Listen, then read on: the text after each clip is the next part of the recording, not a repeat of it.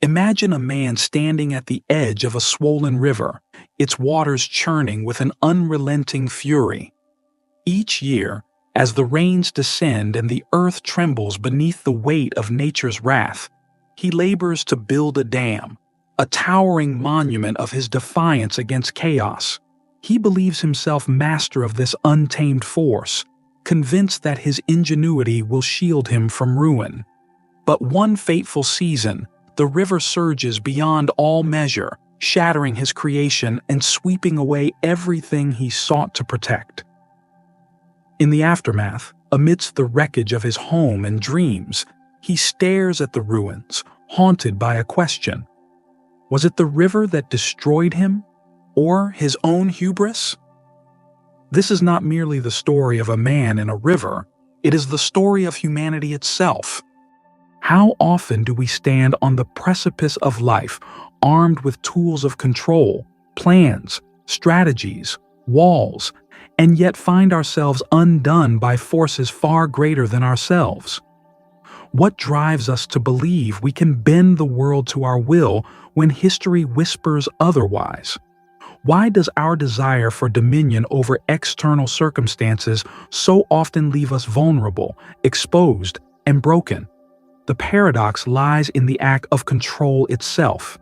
The more we grasp, the tighter the grip becomes, not on the object of our efforts but on us. To control is to surrender, to dominate is to be dominated. And yet, despite the evidence of failure etched into every human endeavor, we persist. Why? Is it hope, fear, or something deeper, more primal, a refusal to accept the limits of our power? Before these questions can be answered, they must first unsettle us, forcing us to confront the tension between mastery and surrender, order and chaos. As you read further, consider your own life. Where have you built dams? What rivers threaten to breach them? And most importantly, what happens when they do? History is replete with tales of individuals who dared to challenge the boundaries of human limitation, their stories serving as cautionary mirrors, reflecting our own aspirations and follies. Consider King Canute, the monarch who, in a display of supreme arrogance, commanded the tides to halt before him. Cloaked in royal robes, he stood upon the shore, his voice ringing out against the relentless advance of the sea. Yet, as the waves lapped at his feet, indifferent to his decree, the king was left humbled, a stark reminder that even the most powerful among us are subject to forces beyond comprehension or command. His futile gesture was not merely an act of pride, but a profound lesson in the fragility of human authority.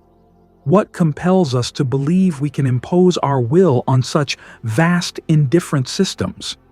Is it the intoxication of power, or the illusion of permanence that blinds us to the transient nature of control? Epictetus, the Stoic philosopher, offers a counterpoint to this hubris.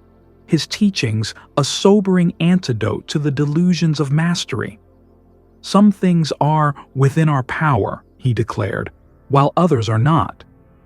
With surgical precision, he dissected the human experience, drawing a line between the inner realm of thought, choice, and action, and the outer world of bodies, possessions, and reputations. To Epictetus, the folly of attempting to control the uncontrollable was not just impractical, but self-destructive. By tethering our peace of mind to outcomes we cannot dictate, we invite suffering into our lives. Imagine the farmer who obsesses over the weather, the parent who tries to micromanage their child's future, or the leader who seeks to bend public opinion to their will. Each instance underscores a shared truth. The harder we try to manipulate the external, the more tightly it binds us, shaping our emotions, decisions, and ultimately, our sense of self. Yet, the allure of control persists, seductive in its promise of security and certainty. It whispers to us in moments of uncertainty, urging us to take charge, to plan, to fortify. But at what cost? When we cling to the belief that we can shape every facet of existence, we relinquish the very freedom we seek. We become prisoners of our own designs, trapped in a cycle of effort and frustration. Consider the modern entrepreneur who builds a business empire only to find themselves consumed by the ceaseless demands of maintaining it.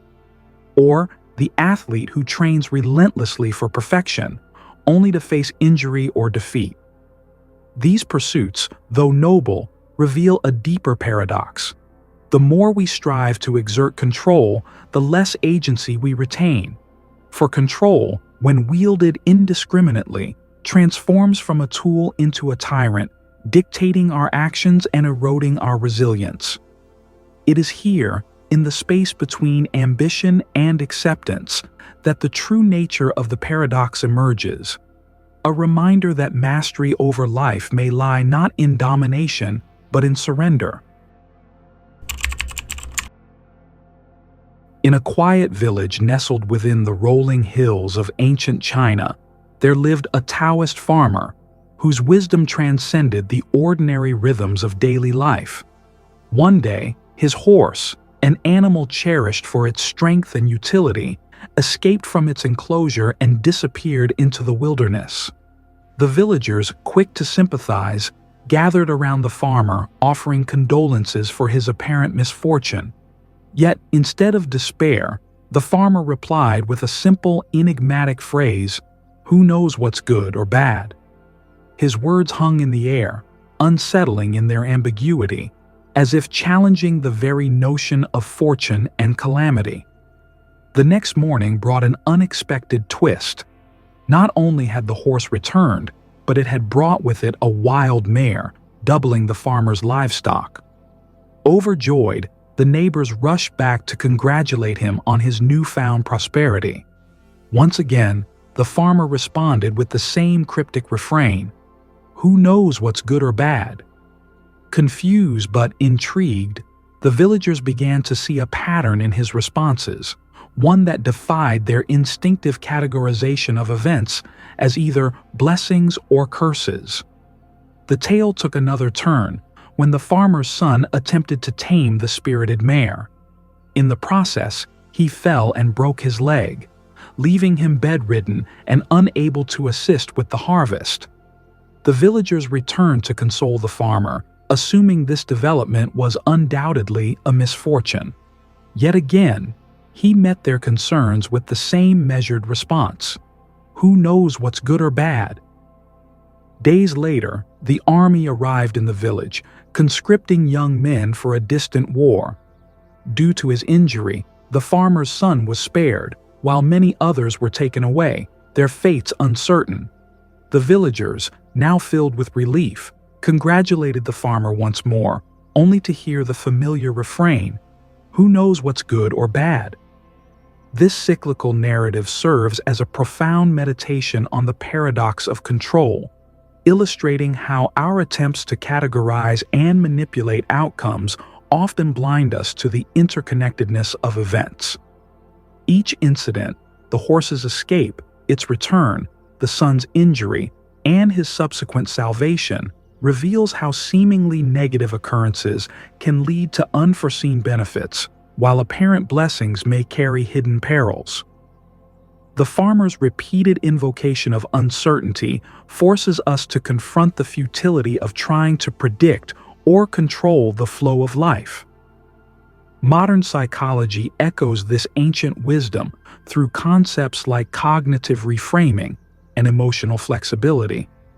Research suggests that rigidly labeling experiences as good or bad can trap individuals in cycles of anxiety and regret, as they cling to outcomes they cannot guarantee. Conversely, adopting a mindset of openness to ambiguity allows for greater adaptability and resilience. The farmer's story invites us to release our attachment to specific outcomes and embrace the fluidity of existence, recognizing that what appears catastrophic today may prove redemptive tomorrow, and vice versa. Ultimately, the farmer's wisdom challenges us to cultivate humility in the face of life's unpredictability. It reminds us that the threads of fate are woven in patterns too intricate for any single individual to unravel.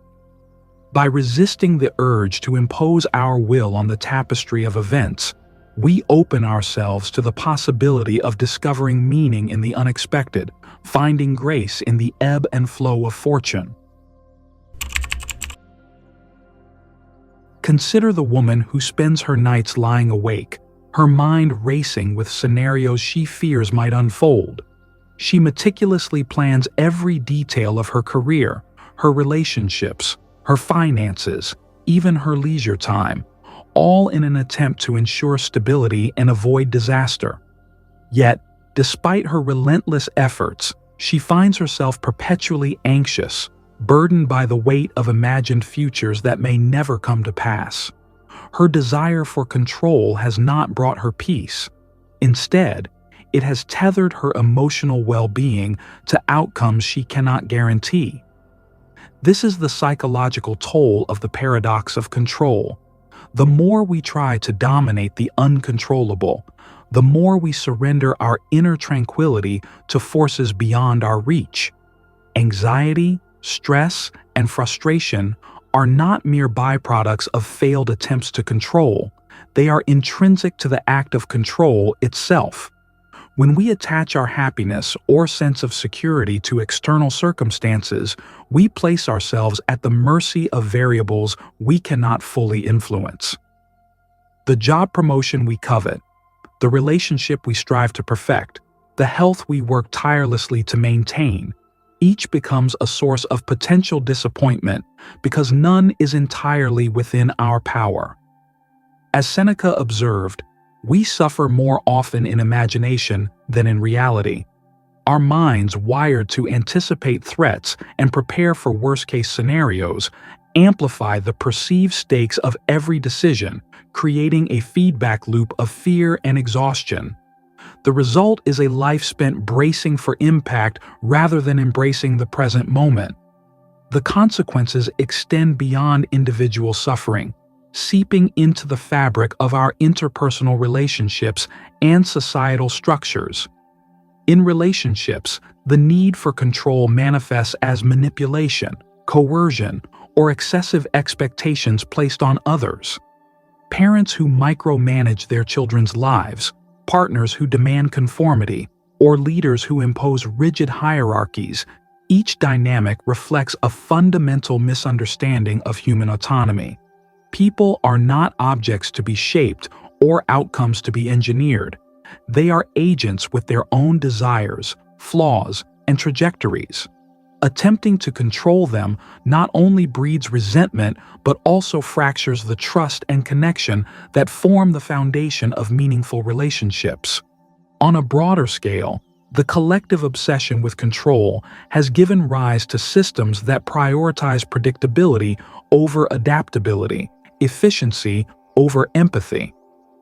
From corporate cultures that demand constant productivity to political ideologies that seek to eliminate uncertainty, society often reinforces the illusion that mastery over external forces is both possible and desirable.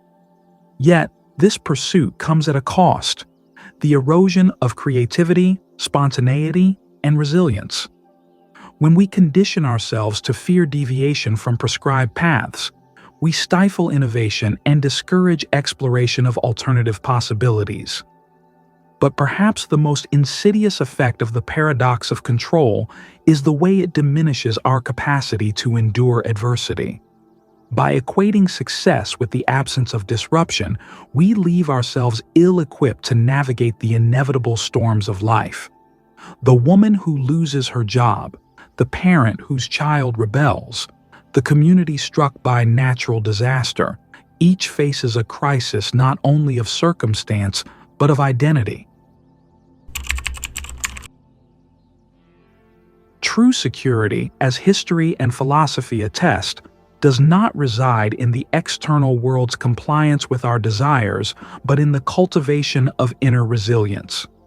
This shift in perspective begins with the recognition that much of what we seek to control, external circumstances, other people's actions, even the passage of time, is inherently beyond our dominion. The ancient Stoics understood this profoundly, teaching that while we cannot dictate the winds of fate, we can adjust the sails of our perception. By focusing on what lies within our power, our thoughts, attitudes, and responses, we begin to construct a fortress of inner strength that no external storm can breach. Central to this transformation is the practice of mindfulness, a tool that invites us to anchor ourselves in the present moment rather than being swept away by anxieties about the future or regrets about the past. Mindfulness teaches us to observe our thoughts and emotions without judgment, allowing us to discern which are rooted in reality and which are projections of fear or desire. This awareness creates a buffer between stimulus and response, granting us the clarity to choose how we react to life's unpredictability. Instead of reflexively grasping for control, we learn to meet each moment with equanimity, accepting what is while remaining open to what could be. Philosophical frameworks like Stoicism and Taoism further illuminate this path by emphasizing the importance of aligning ourselves with the natural order of the world. Epictetus's distinction between what is within our control and what is not serves as a compass, guiding us away from futile struggles against the uncontrollable and toward a deeper engagement with what truly matters. Similarly, the Taoist principle of Wu Wei, often translated as non-action or effortless action, encourages us to flow with life's currents rather than resist them. This does not mean passivity, but rather a deliberate surrender to the wisdom of the universe, trusting that some forces are best navigated by yielding rather than opposing. Practically, this approach translates into tangible strategies for cultivating resilience. Journaling, for instance, provides a space to process emotions and reflect on patterns of thought that undermine our sense of agency.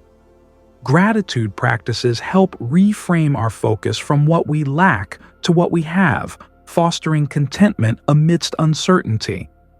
Cognitive behavioral techniques, grounded in Stoic principles, enable us to challenge distorted beliefs and replace them with more adaptive perspectives. Together, these tools empower us to build a stable foundation within ourselves, one that remains steadfast even as the external landscape shifts. Ultimately, the journey toward inner resilience is not about eliminating discomfort or achieving perpetual calm.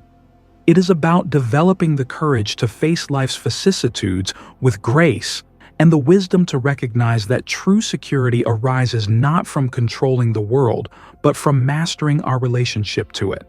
As we embrace this paradox, we discover that letting go of the illusion of control does not leave us vulnerable, it sets us free. What if the key to unlocking our fullest potential lies not in the relentless pursuit of control, but in the profound act of letting go? Imagine standing at the edge of a vast ocean, waves crashing against the shore, each one unpredictable, yet undeniably beautiful in its chaos. To try to hold back the tide would be futile, exhausting, and ultimately self-defeating. Instead, by stepping back, observing, and accepting the rhythm of the waves, we find a strange and liberating peace. This is the essence of embracing the paradox of control, recognizing that true freedom is found not in domination, but in surrender. Letting go does not mean abandoning responsibility or ceasing to act. Rather, it is about shifting our focus from outcomes to processes, from results to intentions. When we release our grip on the need to dictate every detail of our lives, we open ourselves to the infinite possibilities that arise from simply being present. We begin to see that our power lies not in controlling the external world, but in shaping our internal responses. Each breath becomes a moment of choice, to react with fear and frustration, or to respond with calm and curiosity. Consider the artist who, instead of striving to create a masterpiece, allows the brush to move freely across the canvas, guided by intuition rather than expectation. The result may not be what was initially envisioned, but it is authentic, alive, and deeply personal. Similarly, in our own lives, when we let go of the need to control every outcome, we allow room for creativity, growth, and unexpected joy. We discover that life, like art, is not about perfection, but about expression. Embracing the uncontrollable requires courage, a willingness to face the unknown with an open heart and mind. It asks us to trust not in our ability to foresee and manipulate, but in our capacity to adapt and thrive. This trust is not blind faith, but a conscious choice to align ourselves with the natural flow of existence. It is the understanding that while we cannot control the wind, we can adjust our sails. While we cannot stop the rain, we can dance in it. As we practice this art of letting go, we begin to notice subtle shifts within ourselves. The anxiety that once gripped us loosens its hold. The frustration that clouded our vision dissipates, revealing a clearer path forward. We find that our relationships deepen, our connections strengthen, as we learn to meet others where they are rather than where we wish them to be.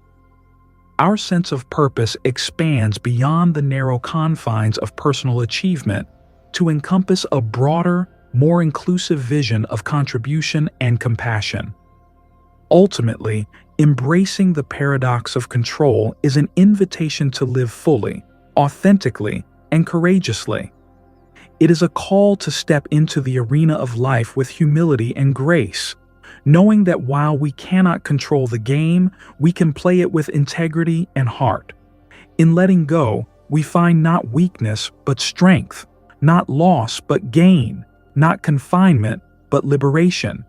This is the freedom that comes from accepting the uncontrollable, a freedom that empowers us to live, love, and create with abandon, unburdened by the chains of expectation and fear. As the final notes of this exploration resonate, let us linger on the profound realization that the paradox of control is not a riddle to be solved, but a melody to be embraced. It is the interplay between effort and ease, the dance between striving and surrender, that shapes the symphony of our lives. To control is human, to let go is divine. In this delicate balance, we uncover a truth that transcends logic. True freedom is not the absence of constraints, but the mastery of how we respond to them. Like the river that flows both fiercely and gently, we too can learn to navigate life's currents with grace, neither resisting nor resigning, but harmonizing with the forces that shape us. Reflect now on your own journey. Where have you sought to impose order, only to find it slipping through your fingers? Where have you clung to outcomes, mistaking them for security? And where might you find liberation in releasing your grip, trusting that the universe holds its own wisdom? The answers lie not in the external world, but within the quiet chambers of your heart. For it is there, in the stillness, that you will discover the courage to embrace uncertainty and the strength to meet life as it unfolds, not as you wish it to be, but as it is. Thank you for watching this video. I hope it was insightful and educative. If you like this video, do well to click like, share, and subscribe for more insightful videos like this. See you later. Bye.